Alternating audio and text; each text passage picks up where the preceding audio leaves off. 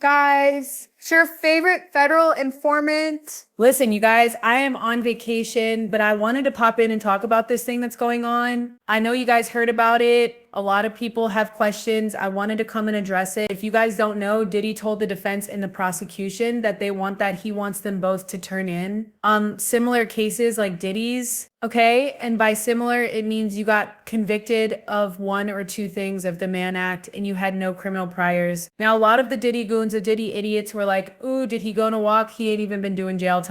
To which I said, okay, stop. Okay, Diddy might have beat Rico, and it was a crushing eye. Oh, it was a crushing blow to victims, to women, to anybody that doesn't stand with abuse, right? Did he beat Rico? But there's more to that story, but let's stick on topic. And apparently the jury said, we don't care what happened with Jane and Cassie, but because you were their boyfriend or their man, I guess you own them and you can do what you want. However, the one thing that kept coming up that a lot of people overlooked was that he was convicted on two major sex crimes. The Mann Act, they are major federal crimes. Okay, and I did some research. I talked to my legal people and I took notes. So, whenever I take notes, this is going to be good. Okay, now what did the judge ask for? He asked for comparable case law or statistics on similar Mann convictions.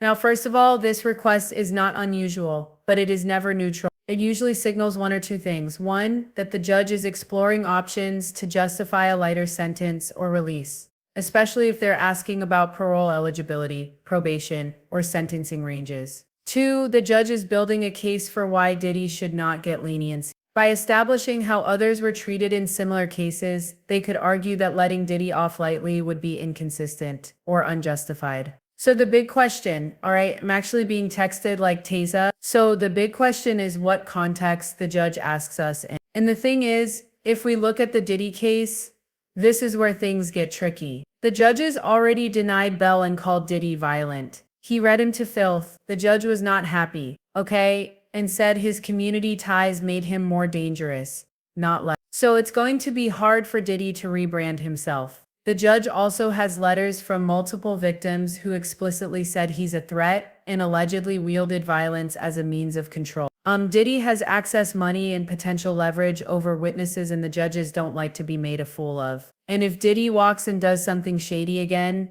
and I think he actually will do something shady again, it reflects directly on the court. And you guys listen, the verdict of the jury threw us for a loop. But the fact that the judge said all this in court and denied bail, I mean, come on, I think we can put two together. This does no not look longer like has a someone that's voice who looking will to cut pursue Diddy a justice break. for And her him being able to accusation. walk straight with time As of the served, taken baby, against Diddy, that's cutting Diddy no a break. expansion of the Okay, investigation, so why no ask isolation about the orders, comparable Mann Act no equipment sentences? access, Okay, no they suspension said, of attorney listen, communication. Tisa, there's three possible reasons. One, judicial cover. The judge might personally feel parole is risky, but is giving the appearance of objectivity by asking both sides for precedence. That way no one can claim bias later. Now, he might be appealing his decision for when he sentences him. If Diddy's team appeals any eventual sentence, the judge can say, I reviewed the sentencing ranges and outcomes for similarly situated defendants under the Mann Act, and the sentence falls squarely within that range. Or the judge also might be testing boundaries. Maybe the judge is trying to find out how lenient or harsh they can go without being reversed. They could be considering probation in theory, but still leaning towards prison, unless Diddy's team provides extraordinary mitigating evidence. Now let's talk about that mitigating evidence. Remember when I told you guys that Diddy's team, I believe, are trying to shut up any content creators that are still criminal with them, and they feel like if they shut down the content creators, then they can start on this rebrand.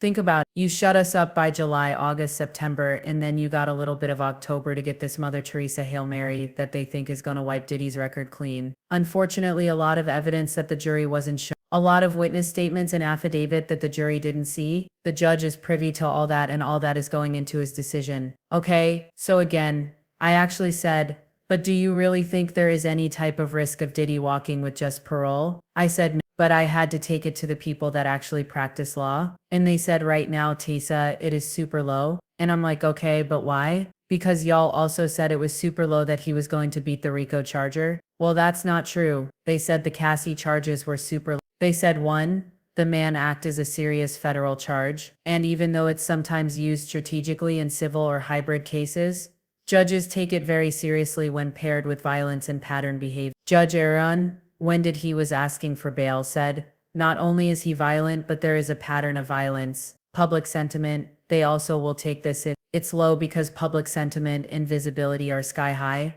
and the DOJ knows this is a credibility test. Again, remember Maureen Comey said this is chilling for victims. It will have a chilling effect. And if the judge already said Diddy is violent and a threat, and denied bail, and then suddenly letting him walk would make the judge look wildly inconsistent, unless new facts came to light. So what do we think about the judge? This is just my personal take. I think the judge is doing due diligence checking to see if there's any legal wiggle room. But based on prior comments, it sounds like this judge already sees Diddy as a danger. And it's just asking for case comparisons to legally reinforce whatever sentence he's already decided on. So unless Diddy pulls a legal rabbit off the hat, he's unlikely to walk with this parole. This request is probably more about sentencing justification than lenient. Okay, so here's the thing, right? Okay, what type of language, and I just want to refresh your memory, the type of language that slams the door on parole or probation. And listen, let's get into this. He said Diddy was a batterer. This is not just commentary. And no longer That is has a legal voice who will language or pursue phrase. justice It for suggests her a pattern of accusation. violence, not a one-time As of the incident, taken against Diddy, and the judge is no accepting expansion of the allegations as credible investigation, and may be no treating them as isolation orders, established facts for no purposes equipment of access, sentencing or bail no decision. suspension And of it attorney undercuts any claim communication. that did violent behavior is isolated, provoked, or misunderstood. Judges should casually just don't throw out that word unless they want it to stick around on the official record. He also said your client admitted he is violent and tried to preemptively enter a batter program. This is huge because pre-sentencing rehabilitation attempts like enrolling in a battery program are often seen by judges as damage control and not sincere. The fact that Diddy knew to enroll in that program shows consciousness of guilt. He anticipated legal trouble. Admission of violence undercuts any "I didn't do it" or "this was exaggerated" and if the judge believes the admission wasn't just PR but rooted in truth, it justifies custodial sentencing over any community supervision. Okay. Now also the judge said this type of violence comes suddenly, quickly, and with no warning. That's a judicial finding of dangerousness. They said that the phrasing means that the judge believes that he is not in control of his violence and that his behavior escalates. It's impulsive and it's unpredictable. Judges use this language to justify detention, especially in bail or sentencing memo. It also implies that even if he's calmed down, he could explode at any moment, which is true, and we can't risk that in the community. That is a direct argument against probation. Now, when you hear all that, I have to ask you, does this sound like a judge that's going to let Diddy? I mean, let's be serious. Even though I'm scared for the Diddy goons. What are they going to do? Hold a visual be standing outside with a boombox begging for him to be let out of jail. I can't wait to see this. They said so again.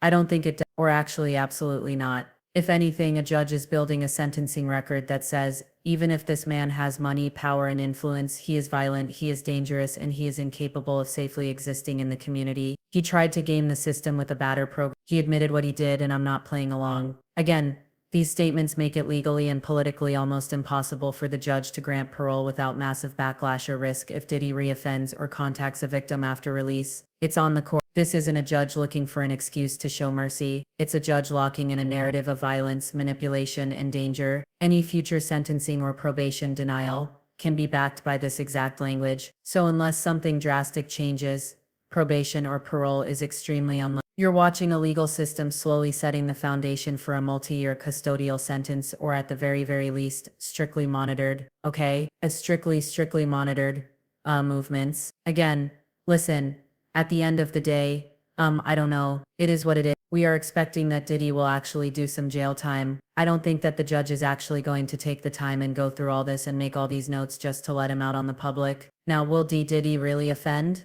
That's a different subject. I 100% think he thinks he will, but you never know. Maybe in Mark Agnifilio's loving arms he has found a new version of himself, cause we know that Mark is doing his best to uplift that man. Anyway, y'all let me know what you think in the comments. I'll talk to you all later.